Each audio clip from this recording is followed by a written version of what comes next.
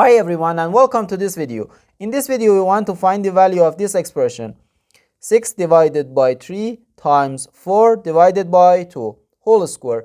Are you ready to solve? Let's go ahead and get started. In the base we have 2 divisions and 1 multiplication. As we know, multiplication and division have equal priority and we have to work from left to right. So first this division, then this multiplication, and then this division. Okay, parentheses 6 divided by 3 which equals 2, and 2 times 4 divided by 2 whole square. Okay, now this multiplication 2 times 4 gives us 8, so parentheses 8 divided by 2 whole square.